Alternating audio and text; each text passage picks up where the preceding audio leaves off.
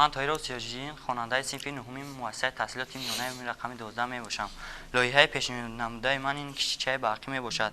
سبب برقی نام گرفتن این در آن است که کشتی پورا با نیروی برق حرکت میکند. برای نیروی برق را حاصل کردن ما از پنل های آفتابی استفاده میبریم. کشتیچه از قسم های زیرین عبارت است: کورپوس یعنی تنه، از محرک ها، پنل آفتابی و لامپوچکه ها. برای به حرکت درآوردن کشتی به ما موتورها خدمت می رسانند. می شود که روزهای آفتابی ابر می شود هوا، همین پنل های آفتابی انرژی را ذخیره می نمایند و ما می توانیم از انرژی ذخیره شده استفاده بریم. این پورا در آب حرکت می کند. طرز کارش رو با ما نشون داده. از بس که اون است موتور را به کار می درآیند. با می توانیم دویم موتور ایلواگی می باشد، از آن استفاده بریم. برای در شب به حرکت درآوردن کشتی از این لامپوچکه ها از استفاده بریم.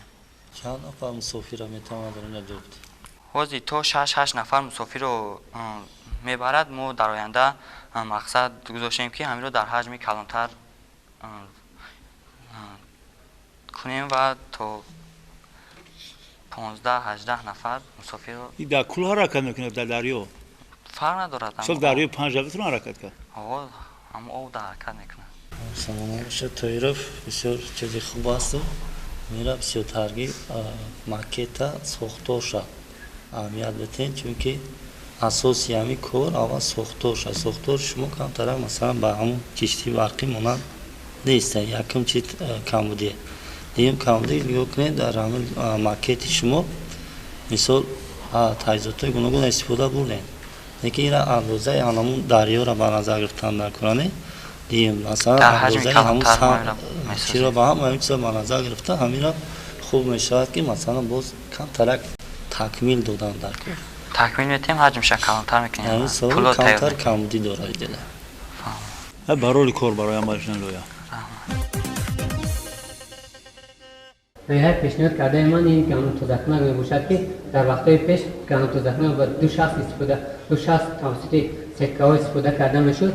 استفاده کردن طوری ساختیم که توسط یک شخص دیگر کنار میشد و یک شخص همین دستگاه در کار کرده میتواند وقتی که گندم از این جمعه زیر گندم را به حرکت در آورده به حرکت می‌دارد. گندم توزیعش این طرف خطی میزد توزیعش و مصروحیشون با این طرف خرجی زیادیش با اون طرف میزد. ما در آینده هم نقشه داریم که همین توسط الکتریکی بسازیم. اتوماتیکش به حرکت میاد توزیع میکنه. در اینجا ما در آینده دور میگذاریم و همون دور اتومات طوری میسازیم که هنگامی که گندم با آخر میرسد خود از خود محرک از حرکت میموند، محرک رو میکشد. بسیار خوب خیال کردی میرزا سفرعلی ابراهیم. آنها ماشین غلط توزیع‌کنی که از شما دارین یعنی گندم توزیع کنن دارد.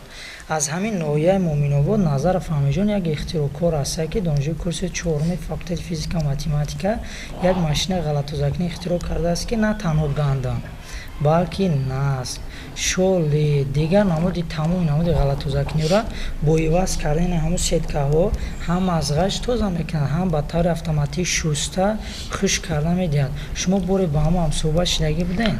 نه ما کس دیدگی نیستم. از نوعیه مومین‌آباد است و شما خیلی توصیه میدیم که رفته با اون کس همکاری کنید و همین دستگاه تکمیل و بودجت اینواتسیونی در نقشه دارم که ما در سیتکش طوری میسازم که علیش میکنیم سیتکش دیگر نموچم تنها یک نمودی غلط توزیع‌کنی همه نمودی مصرفی زیاد است بیشتر باشد مایلش.